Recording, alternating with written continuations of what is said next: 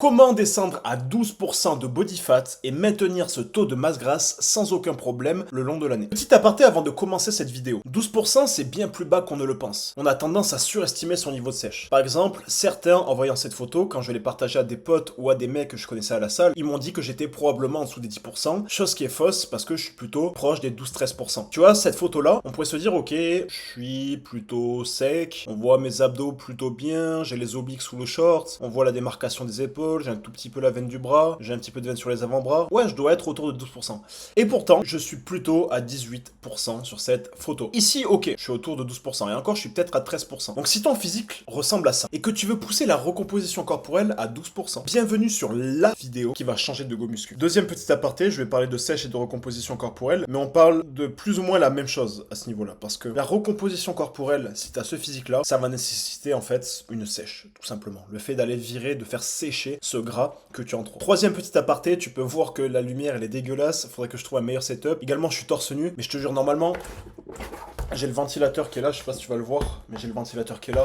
Il fait beaucoup trop chaud, enfin j'ai dû l'enlever parce que du coup ça allait faire un bruit pas possible avec la vidéo.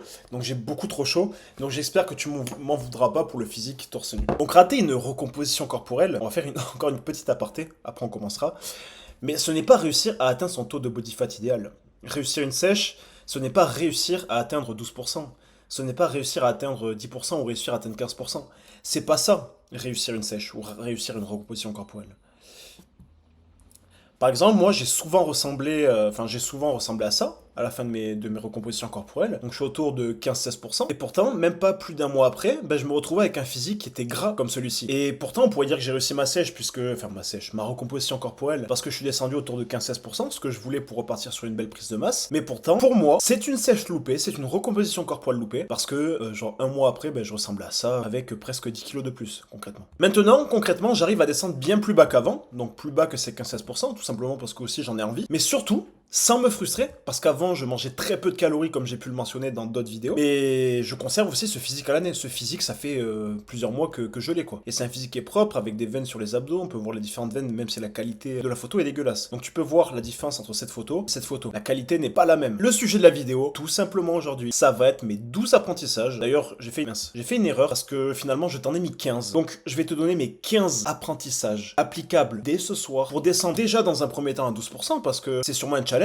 pour la plupart d'entre vous, hein, faut pas se mentir, c'est facile de descendre à 12% quand on n'a pas les connaissances. Mais le plus dur, et souvent on s'en rend pas compte parce qu'on a l'impression que le plus dur c'est de descendre à 12% et qu'après il y aura juste, entre guillemets, à le maintenir, mais pourtant juste le maintenir, c'est bien plus dur que de descendre à 12%. Parce qu'il y a un relâchement de la pression, et généralement on se dit, bon vas-y, je peux être un peu plus libre, entre guillemets, sur l'alimentation, et on fait n'importe quoi. Et on va en parler dans les 12 apprentissages, même les 15 apprentissages que je te partage aujourd'hui. Premier apprentissage, c'est que l'entraînement n'a pas une place très importante dans ta composition corporelle. Ta composition corporelle, c'est de quoi est composé ton corps, ton taux de masse musculaire et ton taux de masse grasse. Donc ton entraînement n'a pas une place très importante dans la détermination, dans l'influence de ton taux de masse grasse. Personnellement, avant, j'y mettais trop de focus en pensant que le muscle me ferait sécher. Je pensais qu'avoir plus de muscles me boosterait mon métabolisme, que le muscle allait entre guillemets manger le gras. Et je pensais aussi que c'est l'entraînement qui déterminerait ce à quoi j'allais ressembler. Parce que c'est logique, tu vois, mais on se dit, bah en vrai, les gars musclés, ils vont à la salle. Donc si je veux avoir l'air d'un gars musclé, ben je vais à la salle. C'est un raisonnement qui est logique, qui est partiellement vrai, mais il manque des détails qu'on ne voit pas. Parce que ces mecs qui sont musclés ne sont pas musclés que parce qu'ils vont à la salle, mais parce que, on en parlera justement dans la slide juste après. Et en fait, l'entraînement, ça joue seulement sur la quantité de muscle. Et si le muscle, bah, il est couvert par du gras comme ici, bah tu rendras pas bien. Ici, tu vois, j'avais un petit peu séché, mais on peut voir que j'avais quand même beaucoup de masse grasse, des bourrelets, les abdos qui sont très couverts, alors que j'ai quand même une génétique qui me permet d'avoir les abdos très tracés. Enfin, c'est pas la génétique qui me permet d'avoir les abdos tracés, mais j'ai une génétique qui me permet d'avoir mes abdos très tracés, même avec un taux de masse grasse qui est relativement haut. Parce que je t'assure que là, j'avais un taux de masse grasse qui était relativement haut. J'étais autour des 23-24, donc c'est énorme d'avoir ces abdos à 23%. C'est une chance que j'ai à ce niveau-là. Mais voilà, ton entraînement, ça joue seulement sur la quantité de muscle. Parce que l'entraînement, ça brûle que dalle de calories, en fait. L'entraînement, ça peut aller de 200 à plusieurs centaines de calories, mais pour la plupart d'entre vous, au vu de ce que vous faites à l'entraînement, on peut dire que l'entraînement brûle 300-400 calories, quoi. Et en fait, ouais,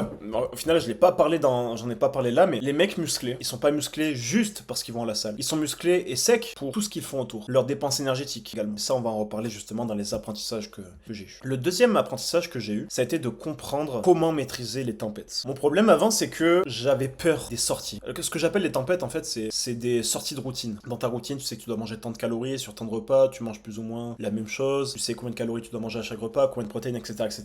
Mais dès qu'il y a une sortie, tu dois aller au resto avec tes potes, manger avec ta famille, ben ça pose problème. Et moi, à chacune de ces sorties, je détruisais ma progression, littéralement. Et puis j'avais une mentalité de merde, que j'ai déjà parlé dans d'autres vidéos, qui était la mentalité foutu pour foutu. J'avais l'impression que, allez, ça y est, mon premier écart, il est fait, bon, en vrai, foutu pour foutu, je vais faire d'autres écarts. Et ça fait une cascade d'écarts comme ça, et au lieu de s'arrêter au premier écart qui finalement n'était pas du tout destructeur, ou trop peu, genre tu l'aurais récupéré le lendemain, tu te retrouves en fait à faire, admettons, un repas de famille le midi, et le soir tu te dis, bon, en vrai, repas de famille, bon, en vrai, ma journée elle est foutue, allez, tu vois, je mange tacos le soir, foutu pour foutu, tu viens de niquer ta progression, genre au lieu de perdre juste un jour, bien tu viens de perdre 3-4 jours. Et puis, sachant que ce repas de famille, ce tacos, ça s'est fait un samedi, tu te dis, bon allez, c'est le week-end, hier je me suis fait plaisir, je me fais plaisir dimanche, et lundi on reprend la diète. Donc dimanche tu manges n'importe quoi, et tu viens littéralement de perdre 10 à 15 jours de progression en termes de masse grasse, alors qu'en fait, de base, bah, t'avais juste perdu le temps d'une demi-journée avec le premier écart. Et l'idée, ça va être d'apprendre à accepter ces tempêtes sans avoir cette mentalité du foutu pour foutu. L'idée, c'est pas de refuser les sorties, ni d'en avoir peur. D'ailleurs, moi, quand j'ai des sorties, je suis très content et je pense même pas à ma progression. Par contre, bah, y a pas de foutu pour foutu derrière. C'est une fois que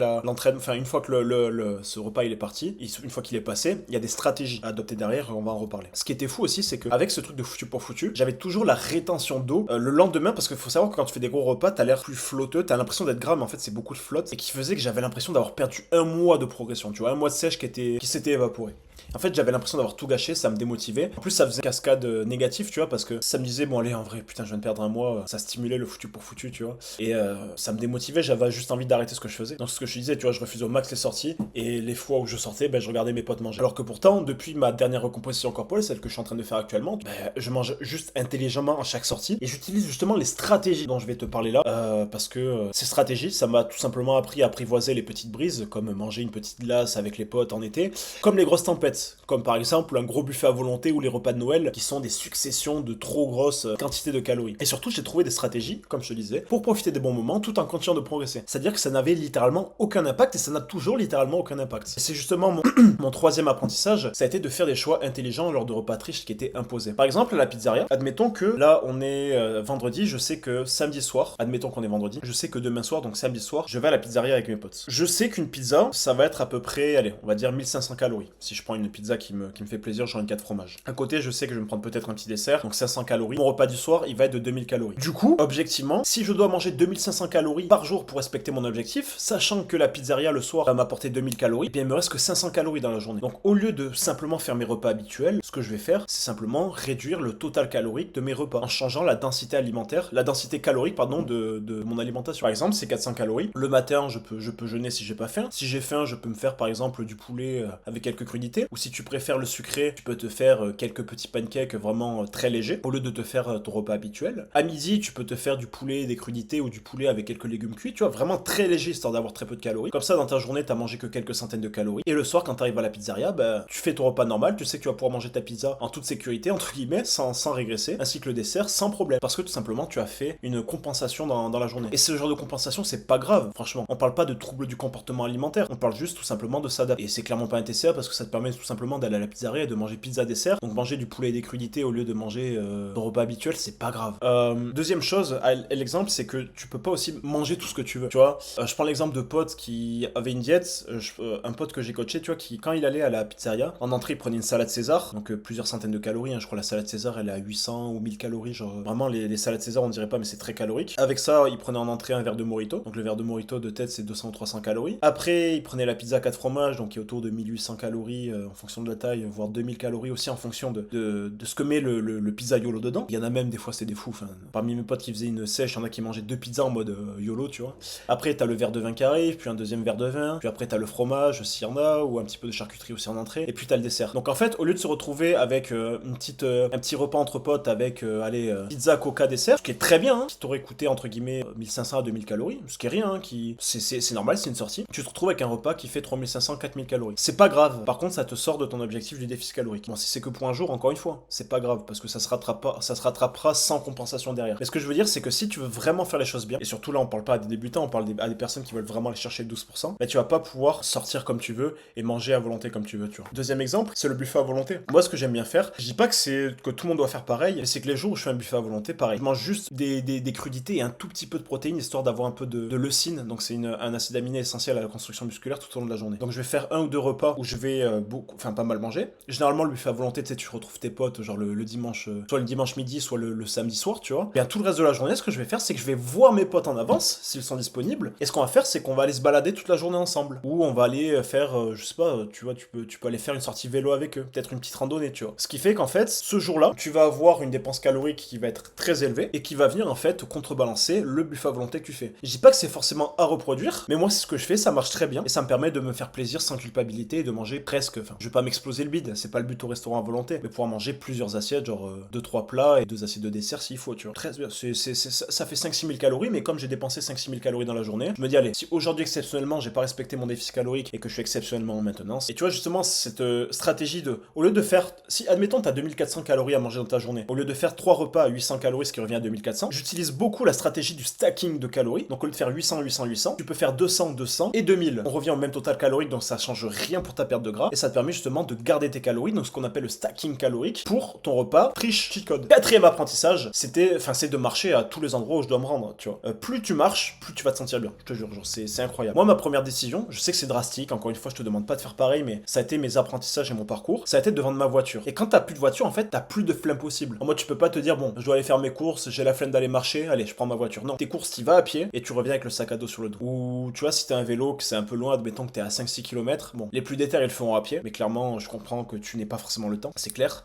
Eh bien, tu peux le faire en vélo. Vélo, pour le coup, 5 km, avec une bonne allure, ça se fait en 10 minutes. Donc, aller à la salle, faire ses courses, aller chez les potes, vu que j'avais plus de voiture, ça devait se faire à pied. Ce qui fait qu'en fait, au lieu de faire 3-4 000 pas par jour, ce qui est clairement sédentaire et ce qui est clairement dangereux pour la santé, eh bien, je me retrouvais plutôt entre 10 et 20 000 pas par jour. Et 10 et 20 000 pas, c'est excellent pour la santé. On est vraiment dans une santé optimale, tu vois. À partir du moment où tu fais tes 10 000 pas, allez, c'est même un peu plus bas, en vrai, je crois, d'un point de vue scientifique, on est sur 7 000 pas par jour. Si tu fais plus de 7 000 pas par jour, t'es bien. Maintenant, d'un point de vue sèche, moi, ce que j'aime bien, c'est beaucoup manger. Là, on parle d'apprentissage, donc moi, je te tiens au courant. J'aime beaucoup manger. Donc, ça m'arrange d'avoir une grosse dépense énergétique pour derrière pouvoir aussi beaucoup manger. Et franchement, marcher, c'est un plaisir, hein. C'est pas une contrainte. Au début, ça peut être un peu chiant qu'on n'a pas l'habitude, mais quand ça devient ton standard, en fait, genre, c'est juste kiffant. Et pour ceux qui me disent être par exemple, on peut aller au travail aussi, à pied ou en vélo. Mais pour ceux qui me disent justement qu'ils sont salariés, qu'ils ont besoin de la voiture et qui me disent qu'ils travaillent loin, mon père, faut savoir qu'il travaillait à 80 bornes, enfin, qu'il travaillait à 40 bornes de chez lui. Et il faisait littéralement l'aller-retour en vélo tous les matins pour aller taffer. Donc ça demande de la détermination, parce que mon père, il travaillait énormément. Ça demande de se lever tôt. On peut pas mettre son réveil au dernier moment, on peut pas faire le branleur. Par contre, bah, il a séché, et aujourd'hui, tu vois, il est sorti de son surpoids, limite obésité, juste avec ça, tu vois. Il marchait pas à côté, il faisait pas ses courses à pied, il les faisait en voiture. Il faisait rien d'autre que de faire l'aller-retour en vélo du lundi au vendredi. Le week-end, il faisait rien. Mais le fait de faire en fait 80 bornes tous les jours du lundi au vendredi, ça fait 400 km par semaine, bah forcément, tu sèches. Et tu peux manger, entre guillemets, plus ou moins ce que tu veux. Donc encore une fois, ouais, si t'as pas envie de ça, ce que je comprends, je te dis pas qu'il faut prendre le vélo, c'est juste un exemple de mon propre père. Mais ce que tu peux faire, par exemple, c'est prendre ta voiture pour aller au travail, ça va te demander aussi de te lever un peu plus tôt, comme 20 minutes plus tôt, et tu te gares en fait à 2 km de ton taf et t'y vas à pied. Bon, ça peut être à 1 km, ça peut être à 3 km, mais 2 km, ça fait 4 km aller-retour, c'est très bien pour faire quelques steps. Je suis désolé, il fait super chaud, je sens que je suis en train de dégouliner. On tient bon, on va faire cette vidéo jusqu'à la fin. Donc là, tu vois, je te mets quelques exemples, moi, de ma propre dépense énergétique. T'as le mois d'avril, le mois de mai, le mois de juin et le mois de juillet. Donc tu peux voir qu'au mois d'avril, j'étais à 18 731 de moyenne, ici à 16 798, pardon, ici 22 755, ici de 19 778, et tu peux voir qu'en fait ça brûle énormément de calories juste de marcher. Je te prends par exemple le mois d'avril, j'ai brûlé 34 000 calories. 34 000 calories, ça doit faire quelque chose comme 4 à 5 kilos de gras, quoi. On n'est pas loin des 5 kilos de gras juste en marchant. Après, il faut savoir que ce n'est pas que des pas, il y a aussi de la course à pied qui y est mélangée, et la course à pied en fait, on peut pas dissocier la marche de la course à pied. Mais on va en reparler parce que la course à pied, c'est mon apprentissage numéro 5, mais ça a été un réel cheat code. Surtout les sorties longues. Pas forcément faire des sorties où tu vas finir dans le rouge et tu vas finir allongé au sol, tu vois. C'est pas du tout ça. Moi, ce que j'aime bien faire, c'est de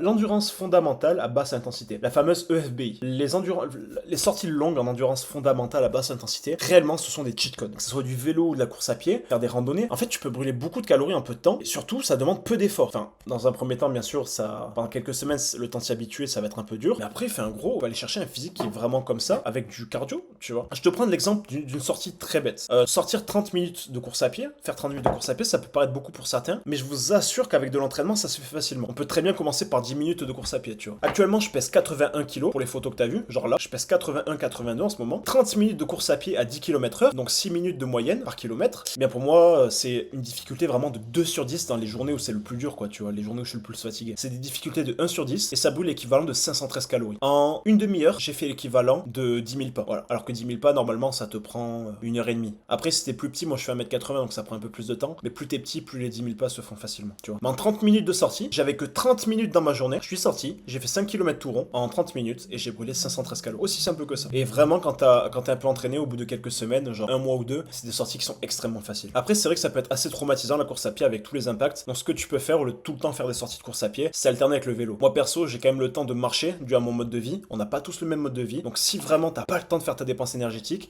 je te conseille quand même de booster ta dépense énergétique avec du vélo. C'est pas juste du vélo, enfin, c'est pas balade de santé non plus, tu vois. Appuyer un peu sur les pédales quand t'es sur le vélo pour faire du cardio à basse intensité en endurance fondamentale et ça te permet en fait de gagner temps de ouf, tu vois. Les 10 000 pas, au lieu de les faire en 1h30, tu te retrouves avec l'équivalence de dépenses caloriques en seulement une demi-heure d'activité. Et une demi-heure, honnêtement, ça se fait très facilement. Sixième apprentissage, ça a été de faire mes tâches ménagères régulièrement, voire tous les jours. En fait, ça donne une motivation de faire ces tâches chiantes. Parce que moi, je peux pas te mentir, j'étais assez bordélique.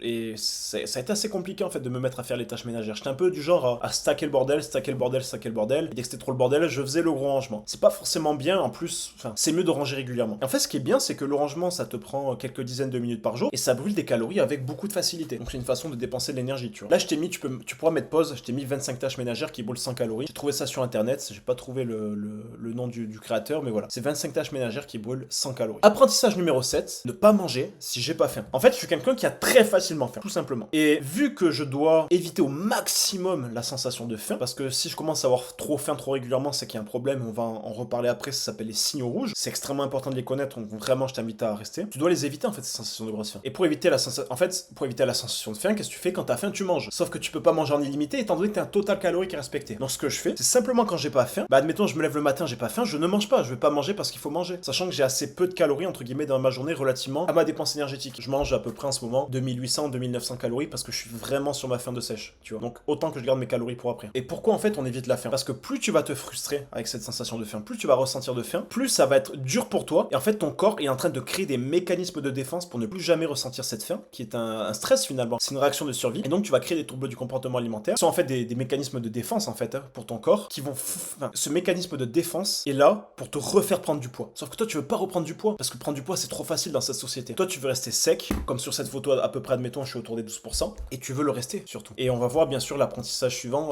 comment esquiver les TCA. Moi je te donne un exemple personnel. Pour ma part j'avais super faim avant de dormir. Donc qu'est-ce que je fais? Ben, je garde des calories pour ce moment en fait. C'est la stratégie du stacking calorique dont je te parlais tout à l'heure quand je te parlais du buffet à volonté. Et en fait je stack mes calories pour plus tard pour quand j'aurai faim. Comme ça au lieu de faire 3 fois 800 calories sur 3 repas, bien soit je décale mes repas pour avoir des repas plus proches pour quand j'aurai faim, soit en fait je prends mon repas à 800 calories et je le redistribue. Je fais une redistribution calorique en mode au lieu de faire 3 repas de 800, je fais 2 repas de 1002, tu vois. Donc ça fait 2400 quoi qu'il arrive au final. Les signaux rouges, on va en parler maintenant. Ça c'était mon 8e apprentissage. Il faut vraiment faire 2 semaines de maintenance quand les premiers signaux rouges apparaissent. Monter ses calories à hauteur de sa dépense énergétique durant 2 semaines, c'est-à-dire se mettre à maintenance calorique pendant 2 semaines, c'est extrêmement important lorsque tu reçois l'apparition trop, on va dire trop évidente, j'ai envie de dire, même si c'est pas le mot, mais je pense que tu m'as compris. Lors d'une apparition trop fréquente des 6 signaux rouges, parce qu'il faut vraiment que tu évites de créer les TCA. Les TCA, je t'en ai déjà parlé. Pendant ta recomposition corporelle, c'est vraiment ton pire ennemi. Il faut que tu les évites parce que si tu crées trop de TCA pendant ta sèche, si tu crées des troubles du comportement, donc des mécanismes de défense de ton corps, quand tu auras fini ta sèche, tu vas automatiquement reprendre du poids. Genre, pas automatiquement, mais inconsciemment, tu vois. Donc, on évite les TCA. Les TCA, il n'y a qu'une seule façon de pas en faire, c'est faire ces 2 semaines de maintenance, voire plus s'il y a besoin, lorsque ces 6 signes rouges apparaissent. Le premier, c'est à une faim trop importante et très irrégulière. Ça, on en parlait tout à l'heure. C'est normal d'avoir un peu faim de temps en temps. Par contre, si la faim elle est trop importante et ce de façon régulière, il y a un problème. C'est un signe rouge. Admettons que tu as envie de sauter sur tout ce qui se mange. Pareil, c'est un signe rouge. L'alimentation, ça doit rester un plaisir. Il faut que tu aies un rapport sain à l'alimentation. Que l'alimentation, ça reste un besoin. Pas juste un truc que tu dois absolument. Enfin, bref, pas avoir envie de sauter sur tout ce qui se mange. Troisième signe rouge. La flemme pour la moindre tâche. Tu vois, t'as la flemme d'aller travailler, t'as la flemme de ceci, t'as la flemme de cela. Des trucs pour, je précise, parce que c'est normal d'avoir la flemme en temps normal pour des trucs qu'on n'aime pas. Et si t'as la flemme pour des trucs qui d'habitude sont extrêmement faciles à faire, ne serait-ce que par exemple se lever du canapé. Quand tu pousses ta sèche, des fois tu as la flemme de te lever du canapé, surtout quand c'est mal fait. Quand la sèche est mal faite, il y a un problème. S'il y a une irritabilité inhabituelle, c'est-à-dire que tu te mets en colère trop facilement, ce qui n'est pas habituel enfin si c'est pas habituel. Ça peut être une difficulté à réchauffer ses extrémités, donc on parle bien des pieds et des mains. Ou s'il y a des craquages incontrôlés plus d'une fois par semaine. Genre tu te mets à tout défoncer dans ton placard, puis tu regrettes après en mode tu culpabilises de ouf. C'est pas normal ça. Neuvième apprentissage, ça a été de maximiser mon déficit calorique. Plus tu vas faire un déficit calorique, enfin plus ton déficit calorique sera gros, plus tu vas perdre du gras. C'est mathématique, littéralement. Et moins de temps tu passeras en déficit calorique, mieux tu te porteras. Donc qu'est-ce qu'on fait? On maximise sa vitesse de perte de gras en maximisant son déficit calorique. Attention, ça veut pas dire que tu dois manger le moins de calories possible, et pour ça il existe une formule, un calcul, pour savoir quelle est ta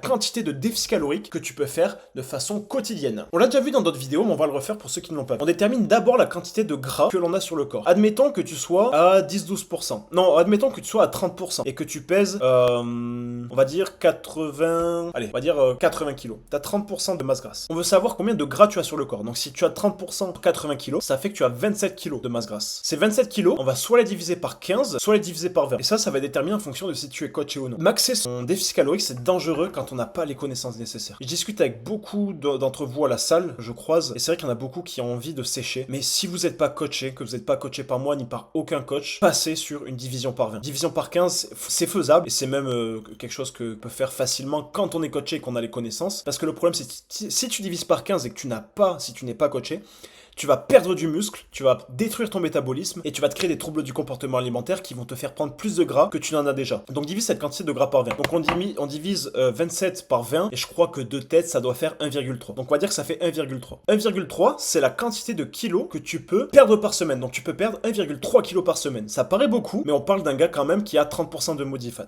Donc c'est normal. Donc on va multiplier ce résultat par 8250. 1,3 fois 8250. Allez, pour simplifier les calculs, on va dire que ça fait 10 000, 10 500. Pour simplifier. Donc on sait qu'on doit du coup faire 10 500 calories de déficit par semaine. Par jour, il suffit de diviser par 7 comme on a 7 jours dans la semaine. Et 10 500 divisé par 7, ça fait 1500. Donc j'ai fait exprès de prendre 10 500 pour pouvoir le diviser par 7. Donc tout simplement, ça fait 1500 calories de déficit par jour. C'est ton déficit calorique maximum. Pas le déficit calorique moyen, attention, le déficit calorique maximum. Ça veut pas dire que tu dois te mettre à 1500 calories, mais si tu veux sécher le plus rapidement possible, tu dois créer une dépense énergétique qui est suffisante pour qu'en enlevant 1500 calories, il te reste encore beaucoup de calories. Moi par exemple, au début de ma sèche, j'avais un déficit qui était assez agressif. Vu que j'étais plus lourd, autour de 95 kg, je faisais un déficit de, je crois, de 1600 pour être exact, ou de 1003, je sais plus. Mais comme j'avais 4300, 4400, 4500 calories de dépenses énergétiques journalières, moins 1002 ou moins 1003, ça fait que je mangeais toujours plus de 3000 calories, tu vois. J'étais à 3002, 3003, et il y a même des jours où je mangeais 3500 calories pour sécher. Et pourtant, ça me permettait de perdre du coup plus d'1 kilo par semaine. Donc pour ça, comme je te dis, il faut savoir réguler sa dèche. Sa dèche, c'est sa dépense énergétique journalière. Comme on la calcule, on va prendre son métabolisme de base qu'on va multiplier par son coefficient d'activité. Le métabolisme de base, je t'invite à prendre une calculatrice là ou à prendre ton téléphone et tu vas tout simplement appliquer ces formules. Donc voilà, t'as les formules que j'ai pris à Super Trainers sur Instagram. Ça va être le calcul de ton métabolisme de base qu'on va multiplier par le coefficient d'activité. Le coefficient d'activité, si t'es en sédentaire travail de bureau, ça va être 1,1, pardon, pas 0,1. C'est une slide que j'ai repris d'une autre vidéo et j'ai oublié de le corriger. Si t'es légèrement actif, ça va être 1,2, actif ça va être 1,4, très actif ça va être 1,6. Va falloir, les chiffres ne sont pas exacts parce que c'est un calcul théorique, c'est très dur à estimer, mais en général, plus tu vas faire de steps et plus tu vas être debout tout au long de ta journée, plus ce coefficient d'activité va être élevé. Vraiment, si t'es très actif en mode t'es debout toute la journée, à marcher toute la journée, le coefficient d'activité il peut passer à 2 voire 2,2, tu vois, ce qui est colossal. Moi par exemple, il était à 2,2, tu vois, j'avais un métabolisme de base, non, il était plutôt à 1,8, 1,9 parce que j'avais à peu près 2200, 2300 de métabolisme de base, il me semble, et vu que ça me mettait à 4005 en général, j'étais quasiment à un fois. Donc, conseil numéro 10, maxer les fruits et les légumes. Ce qui est bien, souviens-toi, en fait, tu dois éviter de créer des troubles du comportement alimentaire. 10e apprentissage, ça a été de maxer les fruits et les légumes. Déjà, ce qui est cool, c'est que forcément, ça a des fibres, ça a des vitamines, des minéraux, certes, mais c'est pas vraiment pour ça que je les mange. Enfin, je les mange pour ça, mais c'est pas la raison primaire. La raison primaire, c'est tout simplement que ça va t'apporter peu de calories, pour déjà du plaisir quand on sait les cuisiner. Oui, il y a du plaisir dans les légumes, je te le jure, quand tu sais cuisiner. Et en fait, ça t'apporte un gros volume alimentaire. Des fois, quand t'as faim, tu manges des fruits, des légumes, putain, t'as plus faim après, tu vois. Genre, ton repas, ça peut être du poulet avec... Ton repas, ça peut être du poulet, des légumes, et avec des fruits en dessert. Tu vois, ça peut être vraiment très bon. Quand tu sais cuisiner, je te jure que les légumes, c'est très bon. Et je suis le premier vraiment à détester les légumes. Littéralement, j'en mangeais aucun avant, si ce n'est des tomates et de la salade. Je mangeais que ça avant. Maintenant, je crois qu'il y a pas... Enfin, il doit y avoir peut-être quelques légumes, genre les poivrons que j'aime pas. Mais c'est tout, quoi, tu vois. Genre vraiment, tu vois, ça, c'est un repas, genre c'est de la purée d'avoine, genre c'est une crème d'avoine avec des fruits rouges et de la banane. Tu peux le faire aussi avec des pommes, surtout les pommes au four, genre j'adore. Ça, c'est un repas très simple, genre c'est du riz, courgettes, aubergines avec du poulet. Dessus, j'ai mis du lait de coco avec du sel et du poivre. Après, c'est pas mélangé, mais tu vois, je mélange le tout et ça fait un repas qui est trop bon, je te jure. Genre le lait de coco, ça vient vraiment commencer. Essaye, et je te jure que c'est trop bon. Même si t'aimes pas courgette, aubergine, je suis sûr que genre il y a 9 personnes sur 10 d'entre vous là qui vont se mettre à manger des légumes. Moi littéralement ça c'est une de mes assiettes préférées, hein, je tiens à le préciser. Avant je détestais les légumes, maintenant c'est un de mes plats préférés. Petite dédicace bien sûr à la purée d'avoine, donc la fameuse crème d'avoine qui est en dessous. Parce que ça en fait, il te suffit juste de mettre, admettons, 50 grammes de flocons d'avoine. Tu multiplies par 5 la quantité d'eau que tu dois mettre. Donc si t'as mis 10 grammes de flocons d'avoine, tu mets 50 grammes d'eau. Si t'as mis 50 grammes d'avoine, tu mets 250 grammes d'eau. En fait ça multiplie pas. Du coup t'as 6 fois le volume. Enfin oui c'est ça, t'as 6 fois le volume du flocon d'avoine. Et c'est juste incroyable en fait. Parce que t'as un gros volume alimentaire pour peu de calories. Genre là dis-toi c'est un demi-saladier qui est représenté par la crème d'avoine. Que 100 grammes d'avoine. Donc avec 600 ml d'eau. Enfin avec 500 ml d'eau, donc 500 grammes d'eau tu vois. Donc là il y a à peine 350 calories en dessous, donc 375 pour un volume en fait un demi-saladier tu vois. Avec plus banane fruits rouges, c'est excellent. Et justement, je suis en train de te parler de recettes, mais mon 11e apprentissage, ça a été d'utiliser des recettes pour que chaque repas soit un banger. Genre ça c'est une recette ultra simple, t'as pas besoin d'être chef cuistot, genre c'est moche, mais c'est trop bon, vraiment. Enfin on dirait que je suis en train de vendre du rêve, mais mange des légumes comme ça, je te jure, essaye, c'est trop bon. Ça pareil, ça a été un repas que je fais, c'est un repas que je fais tous les matins parce que c'est un gros bol alimentaire, genre c'est un gros volume alimentaire, et ça me permet de plus avoir faim en ayant toutes mes vitamines, tu vois. La notion de plaisir, pour moi, elle était oubliée pendant une recomposition corporelle, ou même pendant une sèche, tu vois, parce que pour moi, le plaisir, c'est littéralement l'opposé de la recomposition corporelle. J'avais l'impression que plus j'allais en chier, plus ça allait être dégueulasse que je mange, mais en fait, plus j'allais avoir de résultats. Sauf qu'en fait, ça marche pas du tout comme ça. D'ailleurs, je te partage mes propres recettes. Là, je t'ai mis une recette de burger genre, qui est incroyable, avec il y a tomates, cornichons et tout dedans. Donc t'as aussi quelques légumes, même si on peut pas trop compter sur ça pour les légumes, on va pas se mentir. Mais je te partage mes propres recettes, du coup, que tu peux découvrir gratuitement dans la description de cette vidéo. Et je t'invite vraiment à essayer parce que c'est un pur banger. 12e apprentissage, ce sont les édulcorants. Les édulcorants, que ça soit la stevia que j'ai mis là en poudre, ou les édulcorants liquides, genre tu sais, c'est des tubes comme ça, où tu mets juste quelques gouttes et c'est un pouvoir sucrant très fort, ça te permet d'avoir le goût sucré sur des recettes sans sucre. Genre par exemple, là, dis-toi les crêpes que je fais là, c'est juste du sarrasin, de l'eau, et je mets un œuf avec 150 grammes de sarrasin, tu vois. Donc là, littéralement, je peux me faire, je crois, 6 ou 7 crêpes, ou 8, je sais plus, ça dépend de l'épaisseur que je les fais, mais si je m'en sors bien, je peux me faire 8 crêpes. Donc 8 crêpes au sucre pour à peine 500 calories. Donc c'est un gros volume, hein. On parle de 8 crêpes qui sont quand même relativement épaisses. Encore une fois, c'est 500 calories. Et je pense qu'il y a moyen de les faire sans œufs, à voir. Mais normalement, je prends en plus les crêpes, tu les fais avec du lait, mais moi je mets avec de l'eau et ça change rien. Parce qu'en fait, ce qui va vraiment donner le goût aux crêpes au sucre, bah c'est le sucre. En général, tu sais, la crêpe, elle est toujours entre guillemets un peu fade. Donc réellement, c'est game changer. La stevia, tu peux l'utiliser pour plein de trucs. Moi, pareil, les édulcorants liquides, tu vois, quand je me fais cette purée d'avoine, la purée d'avoine, je mets quelques gouttes, genre je mets une dizaine de gouttes d'édulcorants liquides. Et en fait, je crois que c'est 10 fois le pouvoir sucrant. C'est comme si j'avais mis 100 gouttes dessus. Peut-être que je dis une bêtise sur le x10, je sais plus, mais bref. C'est beaucoup plus sucrant que le sucre. Et je rappelle, ça a 0 calories. Et je le rappelle également, ça n'est pas cancérigène. Ça, il y en a plein qui disent, ouais, mais les édulcorants, nanana. Non, il n'y a rien qui prouve ça dans les études. Même l'OMS a essayé de refaire des études récemment sur les édulcorants. Ils ont trouvé aucun danger, mais ils ont préféré mettre ça dans potentiellement dangereux. C'est pour ça que ça a un petit peu refait débat ces derniers temps, au cas où. Mais réellement, en fait, quand tu regardes les composants par exemple, de l'aspartame, en fait, ce qu'on découvre, c'est que c'est pas du tout dangereux. Tu peux te faire plaisir. Moi, ça fait plusieurs années que je prends des produits édulcorés quasiment tous les jours, si ce n'est tous les jours. Je t'assure que j'ai pas le moins de problème. Après, il y en a qui diront, ouais, mais tu verras plus tard, nanana. C'est les mêmes qui te disent, bah, tu verras plus tard avec la muscu, tu te feras mal au dos. C'est faux, on soit bien d'accord. Alors, 13e conseil, ne cherche pas à être sec le plus rapidement possible, mais le plus sainement possible. L'objectif, c'est pas juste que tu deviennes sec. Réellement, aujourd'hui, l'objectif, c'est aussi et surtout de réussir à le rester à l'année. Parce que devenir sec, c'est bien. Ça peut se faire au mental, ça peut se faire à la discipline. Mais tenir ça pour le restant de tes jours et vivre avec un physique sec, c'est tout autre chose. Et c'est pour ça que ce que je vais te demander pour y arriver, c'est de ne pas sacrifier les éléments fondamentaux d'une bonne recomposition corporelle. Comme le fait par exemple de prendre en compte les signaux rouges. Parce que si t'espères être le plus sec, le plus rapidement possible en ignorant justement ces signaux rouges dont on a parlé tout à l'heure, comme le fait, bah, t'as trop faim par rapport à ce qui est censé être, bien certes, tu vas réussir à être tracé, tu vas réussir à atteindre ton physique que tu veux, mais derrière tu vas craquer et tu vas tout reprendre. 14e point, faut comprendre que le tracking est essentiel. Ça permet de pas faire les choses au hasard. Moi, comme tu peux le voir, je traque tout. Que ce soit ma dépense énergétique journalière, que ce soit les calories qui rentrent au quotidien, ou que ce soit les différents entraînements avec mes différentes performances. Et c'est peut-être paradoxal, mais plus tu vas être précis, plus ça va te permettre de t'accorder de la flexibilité dans ton quotidien. En plus de ça, tu auras des données à analyser pour savoir ce qui va et ce qui ne va pas dans tes progrès. Je te conseille également de traquer ton poids quotidiennement et d'en faire une moyenne au moins hebdomadaire pour suivre l'évolution de ton poids et t'assurer qu'en fait, tu dépenses et tu manges le bon nombre de calories. 15e conseil, 15e point, c'est le fait de te faire coacher. Personnellement, si j'avais su combien de temps ça me ferait gagner de me faire coacher, ben j'aurais eu ce physique en 2 à 3 ans de pratique au lieu de mettre 6 à 7 ans. Donc j'ai perdu réellement 4 ans à croire que je savais quoi faire, alors que réellement, j'ai perdu du temps à faire des erreurs débiles, des erreurs que je n'aurais jamais dû faire en fait, et qui m'ont fait perdre 4 ans, tu vois. Je te prends des exemples ridicules que j'ai fait, mais de penser que par exemple, faut faire du développé couché pour développer ses pecs, ou encore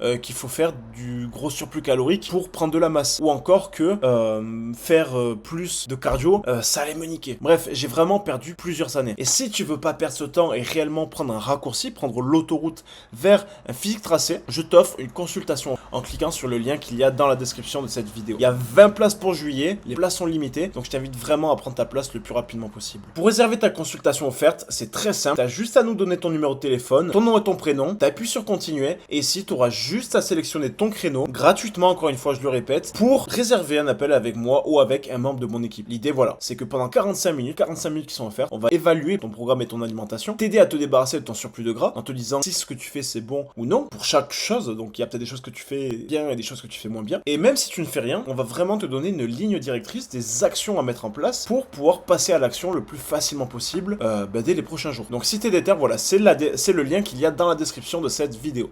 On se dit à très vite, c'était Théo, ciao ciao mec.